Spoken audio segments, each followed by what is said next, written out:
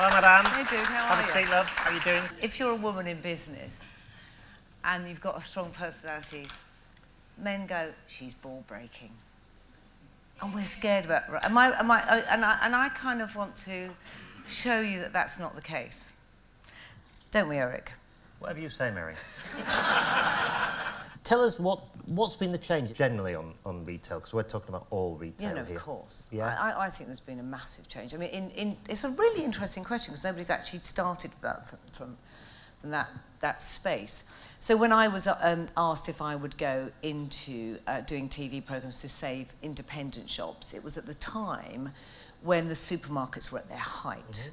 So there was the planning laws where everybody was building out of town, people were driving to out of town, they were loading up their cars. Particularly I'm talking about the supermarket and the food industries, which if you look at how we spend our money, for every £1 spent in this country, so half of it, 50p, goes on food. So if you take that grocery business off a high street, the ramifications eventually are going to be that will slow down.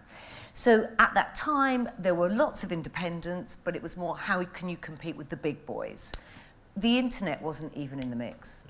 Buying from the internet, we're talking 7 years ago, I mean, it was there, but as a real force, nothing like it is today. So I was going into businesses and wasn't even thinking about that. That wasn't the case. It was very kind of practical steps for businesses. And I think it was the time also where there was this very big sort of bling brand culture that was going on, where people were buying into the brand reputation a little bit more than necessarily they were buying into the product and the provenance, and I think that's shifted as well. What has happened and is happening is that we are in a redefining time.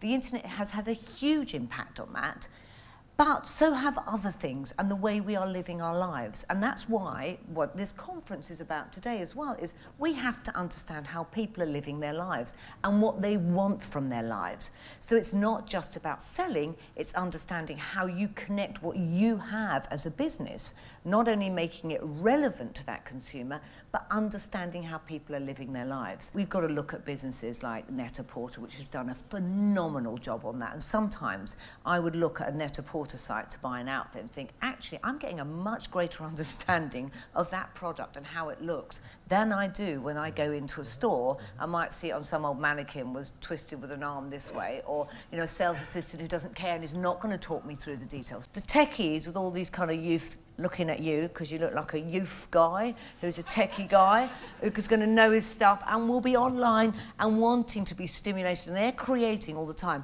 But we now need to put that into leadership within bricks and mortar retail, and that doesn't mean that the two are alienated, but they have to link together.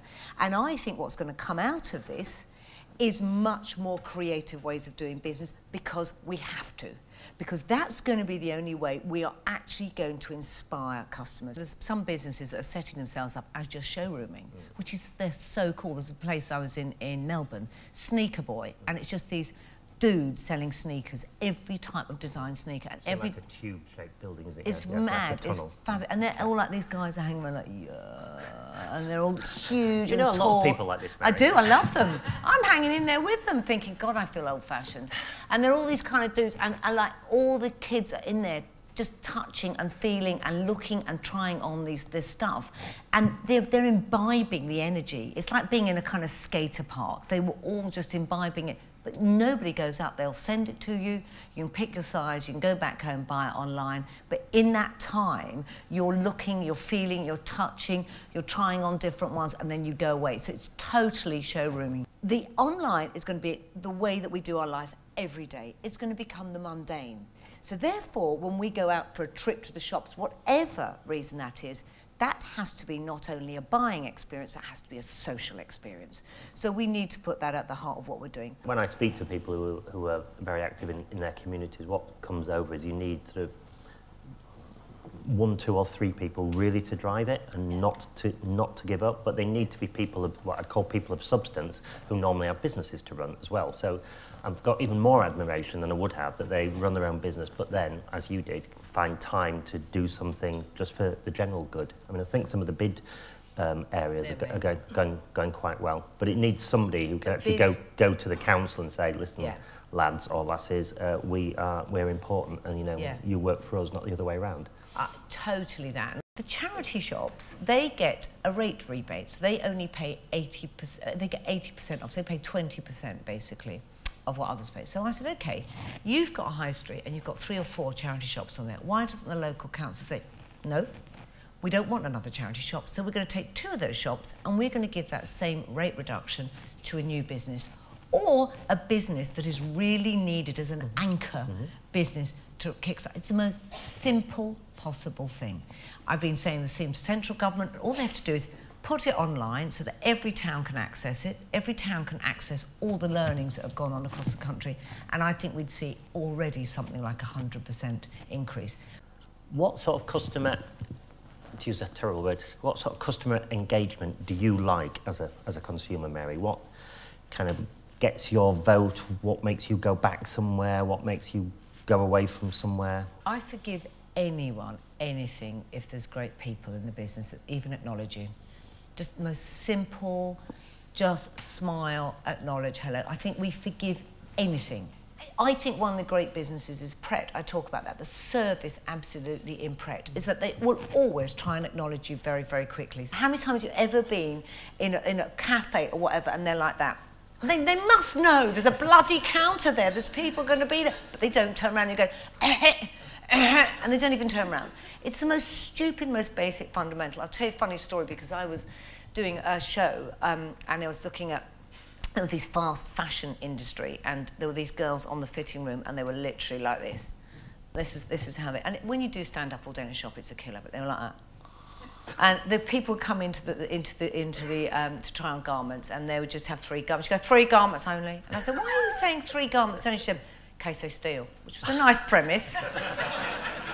So, talking about your customers. So your number one thought is they might nick. So you sort of leave them like, anyway, so they get in, and I said, right. And I said, this is meant to be fast fashion. Now, you go into Topshop, the energy in there. Like, the kids are all running around like they're backstage at some sort of big festival. They've got the lanyards around their neck.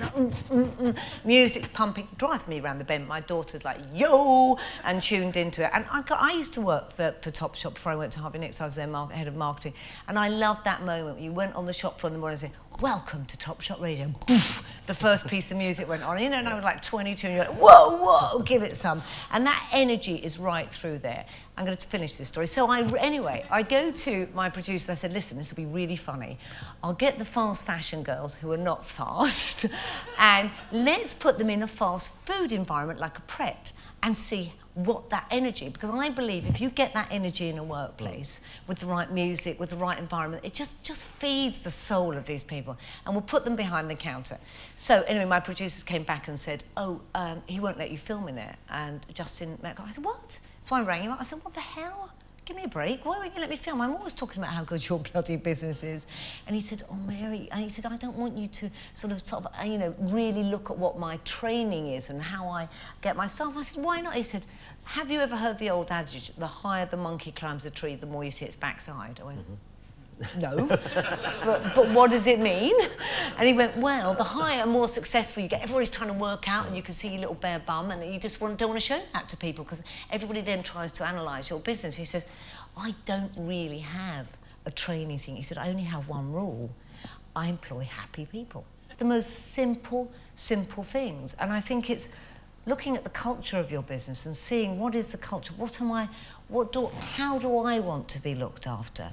Humanity is all that ever comes down to.